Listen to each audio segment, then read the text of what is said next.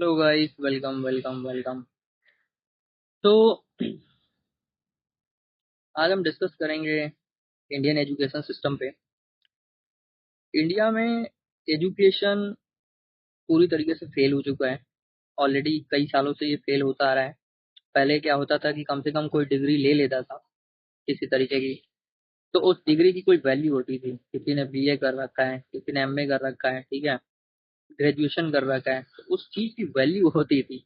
आज के समय में तो ये कूड़े के भाव में मिल रहा है, ठीक है, जिसकी कोई वैल्यू नहीं है। इवन टेक्निकल डिग्रियों की भी कोई वैल्यू नहीं है। मैं अभी अपने लास्ट कंपनी में लंच ब्रेक पे था, तो एक लड़के से बात हो रहा था। अभी रिसेंटली उसने बीटेक किया है नोएडा की किसी यूनिवर्सिटी से।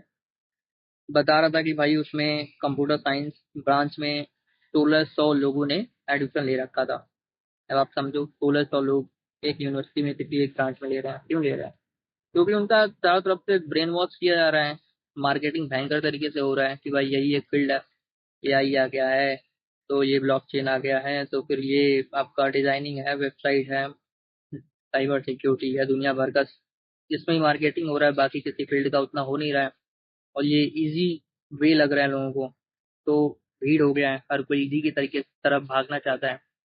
उनके अंदर खुद की क्रिएटिविटी, खुद का दिमाग सोचने का तरीका, जीवन को जीने का तरीका, नई चीजों को ट्राई करने के लिए इनकरेज नहीं किया जा रहा है। ठीक है, एक भेड़ चाल के तरीके से सबको भगाया जा रहा है। इवन लास्ट कंपनी में मेरी एक लड़के से बात हो रही थी, मतलब मैं जहाँ करता हूँ रिक्रूटमेंट में, वो भी अभी फ्रेशर ज्वाइन किया, वो बीटेक करके उसने ज्वाइन किया था। वो बता रहा था कि भैया मैं करना चाहता था बीकॉम, पापा ने जबरदस्ती मुझे बीटेक करा दिया, मेरा कोई इंटरेस्ट नहीं था। मैंने कहा यार क्या है ये, माँ बाप भी आ जा रहे हैं समाज के प्रेशर में कि भाई अपने लड़के को बीटेक कराएंगे ताकि किसी से कह पाए कि हाँ हमारा लड़का इंजीनियर है। चाहे भले उसका इंटरेस्ट हो ना हो, वो आके फिर कॉल सेंटर में काम करेगा। बीटेक डिग्री का क्या फायदा है? बीटेक करने में आज के टाइम पे किसी प्राइवेट यूनिवर्सिटी से तुम कर रहे हो, तो 7-8 लाख रुपया कम से कम तुम्हारा लगेगा। तो 7-8 लाख रुपया तुम्हारा कम से कम लगेगा। तो क्या फायदा है ऐसी डिग्री का जब तुम्हें करना है कॉलिंग आके। मैं भी यहाँ पे ग्रेजुएशन करने आया था गांव से, वहां तक 12th तक की पढ़ाई की, हिंदी मीडियम से पढ़ाई किया था पूरा। फिर शहर में आया नोएडा में, देखा मैंने तो यही सोच लिया था भाई कि अपने लाइफ को बेटर बनाने के लिए, इसको और बेहतर बनाने के लिए जीवन को, कोई भी काम मैं कर सकता हूँ। मुझे कोई भी जब मैं गांव से शहर में आया, तो मैं यही सोच के आया था कि जीवन को बेहतर बनाने के लिए और अच्छा बनाने के लिए, स्टैंडर्ड ऑफ लिविंग को बेटर करने के लिए मैं कोई भी काम कर सकता हूँ।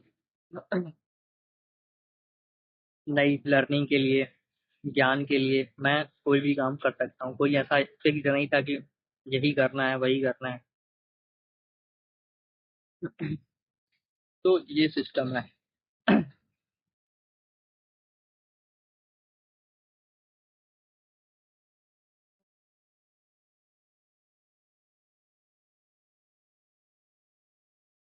लेकिन आज के टाइम पे क्या है, हाँ मैं वो बात कर रहा था, वो जो लड़का है तो वो बता रहा था कि उसको बीकॉम करना था, मम्मी पापा जबरदस्ती उसको बीटेक करा दिए। अब ये पूरा वेस्ट है। बहुत सारे लोग देखते हैं बीटेक प्लस एमबीए करके आ रहे रिक्रूटमेंट। तो मैं अपने बारे में बताया था कि मैं भी जब शहर में आया तो किसी कंपनी में भी कॉल सेंटर में काम किया, कहीं डेटा एंट्री का काम किया, 12th मैंने कर रखा था। कॉल सेंटर में बहुत जगह जब इंटरव्यू देने जाता था, वहाँ पे लोग इंग्लिश में इंटरव्यू लेते थे। कॉलिंग भरे हिंदी में करा रहे हैं, वो इंश्योरेंस बेचवा रहे हैं, बट इंटरव्यू इंग्लिश में ले रहे हैं। ठीक है, अब उस समय उतना मतलब वो नहीं था। कॉन्फिडेंस तो मेरे अंदर बचपन से था। मैं कई बार क्वेश्चन भी एचआर से पूछता था कि भाई जब तुम कॉलिंग हिंदी में करा रहे हो, इंडियन लोगों से बात करना है, ठीक है, यूपी बिहार में कॉल करना है इंश्योरेंस के लिए, तो फिर इंग्लिश में तुम क्यों ले रहे हो इंटरव्यू? हाँ, कहीं इंटरनेशनल कॉलिंग करना है, कुछ वो करना है कहीं पे, तो ठीक है इंग्लिश आना चाहिए। लेकिन फिर धीरे धीरे पता चला ये इंग्लिश हमारे सोसाइटी में एक एक रिस्पेक्टेड लैंग्वेज है। तुम जरा सा भी इंग्लिश बोल दोगे कुछ भी, कहीं गाँव में जाके कहीं पे भी, तो लोग तुरंत प्रभावित हो जाते हैं कि अरे इंग्लिश में बोल रहा है ये। ठीक है, तो इस तरीके से हमारे भारतीय लोगों के अंदर ये बात बैठ गई है। कि भाई अंग्रेजी भाषा आ रही है तो मतलब तुम कुछ हो। अपनी भाषा के प्रति उनको ना कोई सम्मान है ना रिस्पेक्ट है, क्योंकि ये भाषा तुमको कुछ दे नहीं रही है, तुमको कोई पैसा थोड़ी मिल रहा है इससे। इंग्लिश सीख लोगे तो यहाँ पे आओगे, कुछ करोगे, तुमको पैसा मिलेगा। इस तरीके से लोगों के मन में बैठ गया है। तो मैं भी बीएससी में एडमिशन लिया था इग्नू में, मेरा साइंस टेक्नोलॉजी इन सब में काफी इंटरेस्ट था। तो लिया, फिर काम भी कर रहा था साथ साथ, वेबसाइट डिजाइनिंग वगैरह भी मैंने सीखा। फिर देखा कि जब मैं कर रहा हूँ रिक्रूटमेंट में काम, कॉलिंग करना है, किसी कैंडिडेट को करना है कॉल के लिए कि भाई इस प्रोफाइल के लिए जॉब है, ये है वो है, तो इसमें मैंने देखा कि बीएससी का कोई यूज नहीं है, कोई वो नहीं है डिग्री का। एंड काम ऐसा था कि मैं पूरा दिन उसमें ही चला जा रहा था, शाम को आने के बाद फिर पढ़ने का मन नहीं कर रहा था कोई वो डीप चीजें। उस समय मेरे पास मोबाइल भी मैंने खुद कमा के यहाँ पे खरीदा। जब मैं लाइक आया था नोएडा में, आई थिंक 2016 में आ गया था, 17 में मैंने 16 में ही मैं काफ़ी सारी जॉब कॉल सेंटर इधर उधर किया। फिर 17 में मैंने डेटा एंट्री का काम शुरू किया एक कंपनी के यहाँ पे करने का। तो उससे मैंने मोबाइल एक नया लिया था एंड एक लैपटॉप लिया था। तो अच्छा नहीं, मोबाइल मैंने 2018 में लिया था जब अमेजोन ज्वाइन किया था। उससे पहले मैंने लैपटॉप लिया था ईएमआई पे, एंड एक जगह वेबसाइट डिजाइनिंग का कोर्स कर रहा था। फिर अमेजोन में वेबसाइट डिजाइनिंग का कोर्स 1 साल तक चला, 17 वहाँ पे काम भी किया डेटा एंट्री वाला। फिर 2018 में मैं अमेजोन में, मैं गया था वहाँ पे कॉल सेंटर में, इंटरव्यू चलता है, वॉकिंग चल रहा था वॉइस प्रोफाइल चैट प्रोफाइल के लिए। तो मैं ऐसे ही चला गया था रिज्यूम बना के कि बैकएंड वैकेंड में मिल जाएगा। बैकएंड आसपास लोगों से पता चलता था कि भाई बैकएंड में अपना रिलैक्स जॉब है, बेटर अपना ऑफिस में कुछ टाइपिंग वाइपिंग कर लो, ऐसे कुछ मतलब माइंड में बन गया था कि यही काम होता होगा, चैटिंग वाटिंग कस्टमर से उसका जो भी क्वेरी वरी है। मैंने कहा चलो ये आसान जॉब है, करते हैं। मैं भी चला गया। तो वहाँ पे इंग्लिश में इंटरव्यू पूरा हो रहा था। तो एचआर ने पूछा कि भाई हिंदी प्रोफाइल के लिए जो लोग आए हैं हाथ उठाएं, तो मुझे लगा कि हिंदी का भी होगा, मैंने उठा दिया। तो उसने बोला कि हिंदी का नहीं है यहाँ पे, इंग्लिश का ही है। तो मैंने कहा ठीक है, मैं भी दूंगा इंटरव्यू। तो मेरा उसमें हुआ नहीं, क्योंकि उस समय 2018 में इंग्लिश मेरी उतनी अच्छी नहीं थी, मतलब फ्लुएंसी नहीं थी उतनी।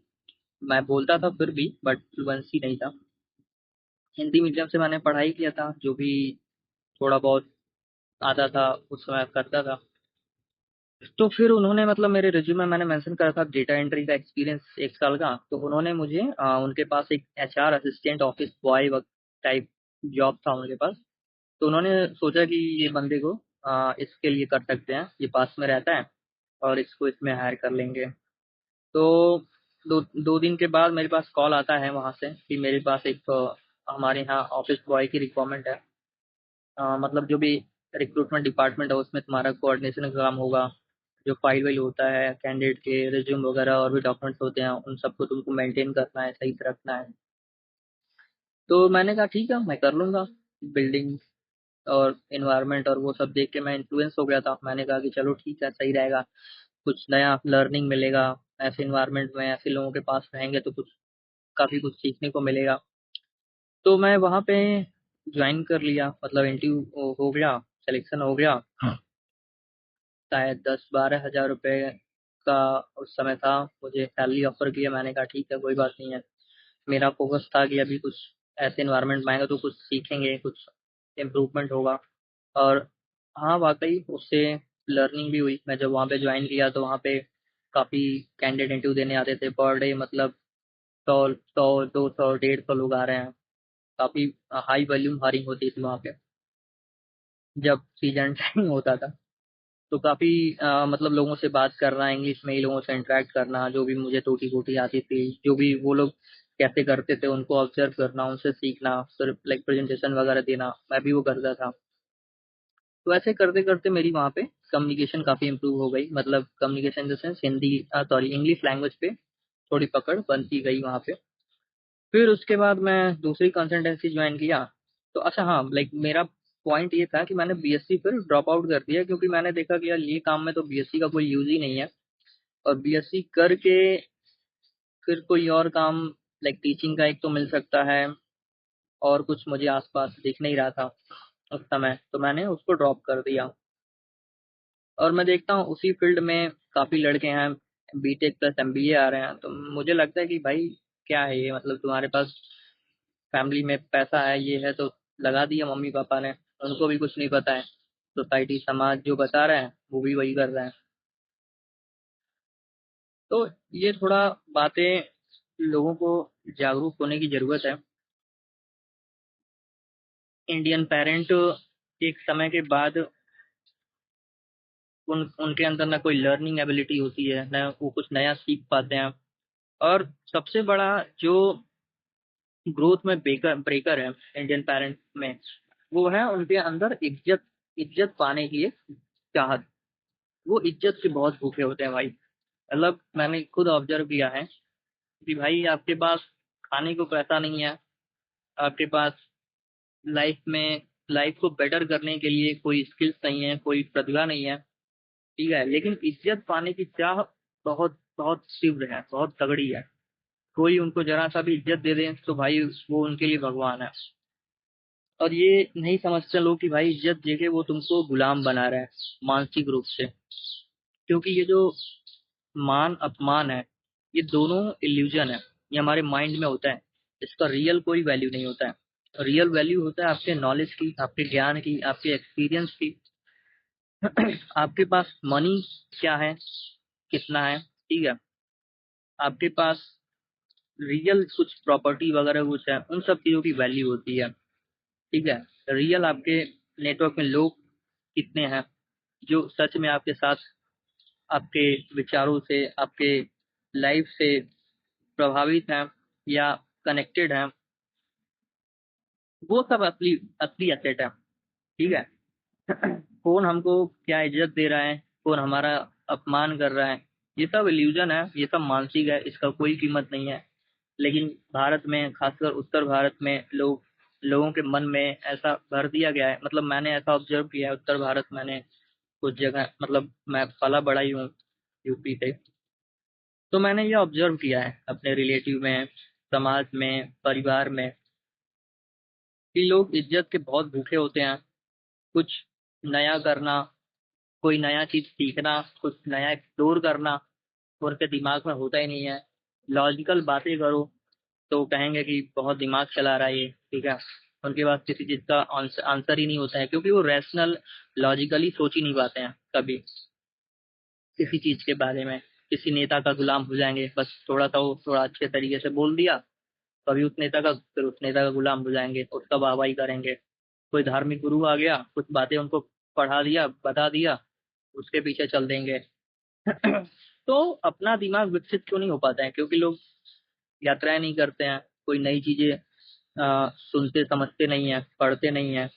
एक एज के बाद तो शादी कर लिए, तो समाज ने उनको सिखा दिया कि भाई ये बच्चे हैं, अब यही तुम्हारे सब कुछ है, ठीक है, अब अपना जीवन तुम करो कुर्बान, अब इन पे ध्यान दो। कितना गलत शिक्षा है ये। अरे भाई तुम्हारा अपना जीवन है, उस बच्चे का अपना जीवन है, तुम अपना जीवन किसी के लिए कुर्बान मत करो। तुम अपना जो प्रतिभा है, तुम्हारा जो शौक है, उस पे काम करो, उसको जिंदा रखो। वही सब चीजें हैं जो तुम्हारे साथ रहेगा जीवन भर।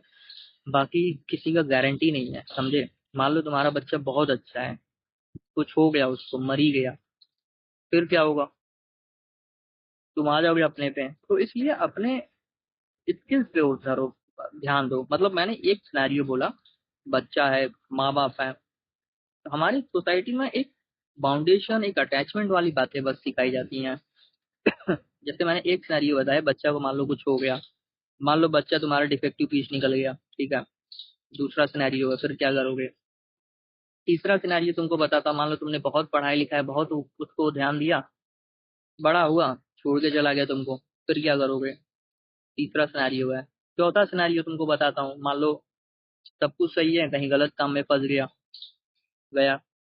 तो ऐसे बहुत सारे सिनेरियो हैं, ठीक है, पहलू हैं, या हो सकता है जिसपे तुम्हारा कोई कंट्रोल नहीं है। तो आप अपने ऊपर फोकस करो।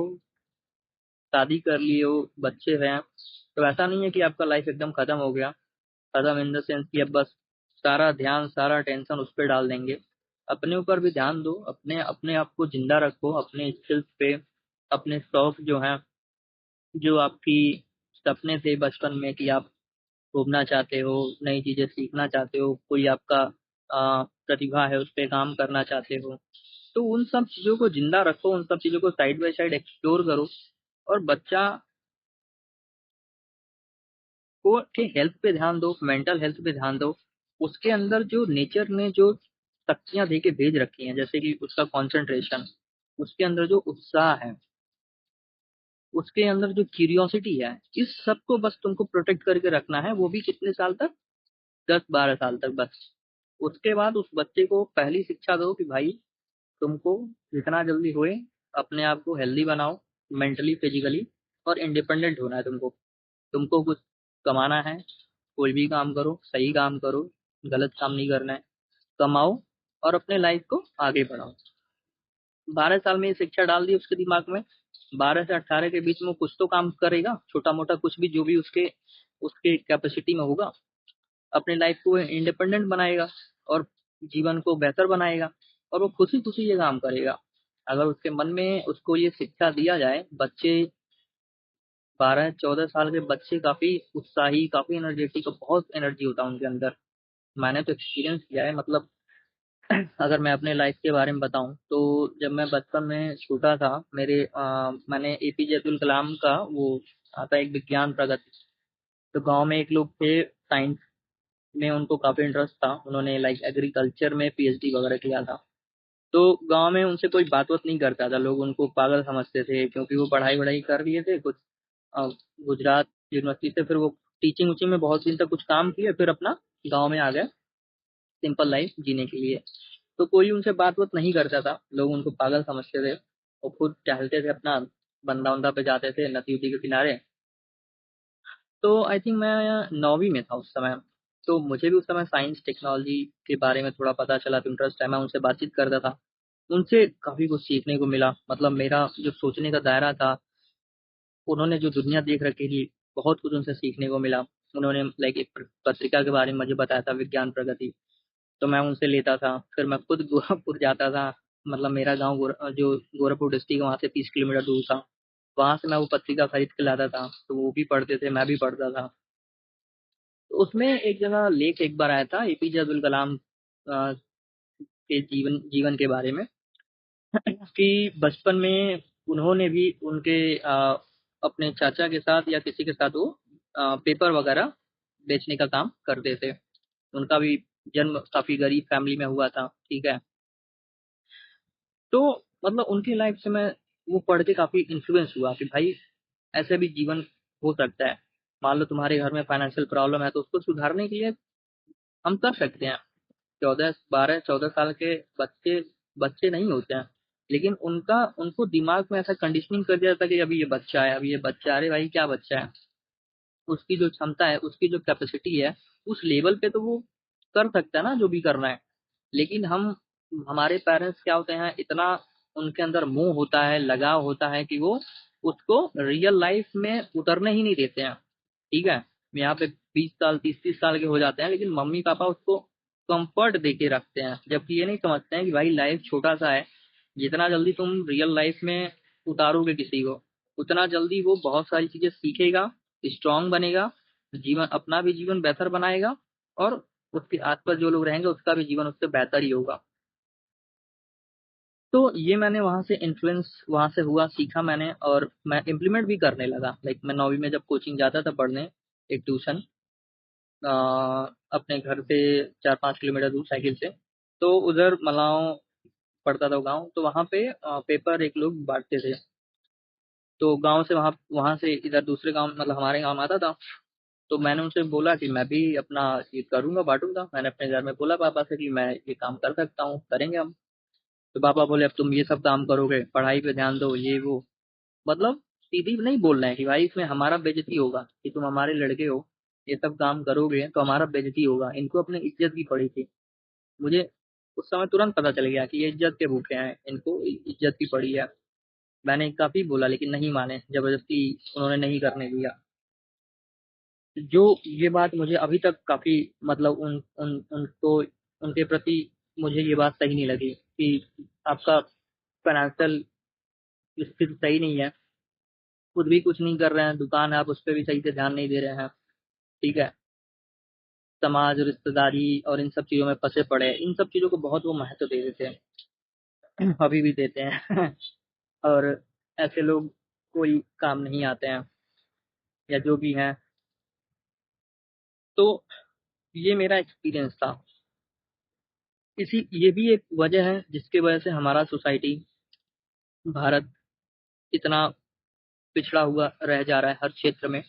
विकास की तरफ नहीं बढ़ पा रहा है। ये भी एक एक वो है रीजन, जिसमें कि भाई एक फैमिली में एक बंदा है, ये भी सिखा दिया गया है कि भाई शादी कर रहे हो तो पत्नी की रिस्पॉन्सिबिलिटी, मतलब उसको खिलाने पिलाने सबका तुम्हारा है। ठीक है। वो कुछ नहीं करेगी। शादी कर लिया, बच्चे करो, बच्चे पालेगी, घर में रहेगी, ठीक है, नौकरानी बन के। तुम अब सारा करो, बच्चे हो गए तो मतलब 4-5 लोग का तुम्हारा परिवार हो गया, तो सबकी जिम्मेदारी तुम्हारे ऊपर है। तो वो आदमी पिसेगा 10-20 साल, पिस पिस के जब तक वो मरियल नहीं हो जाएगा पूरी तरीके से, तब तक समाज नहीं मानेगा कि इसने पूरी अपनी जिम्मेदारी निभा दी है।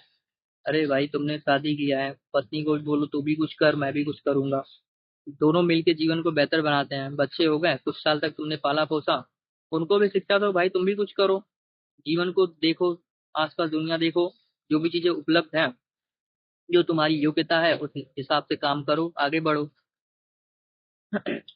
तो हमारे यहाँ तो भाई लोग करना कुछ नहीं चाहते हैं। लोग इज्जत के बहुत भूखे हैं। ठीक है।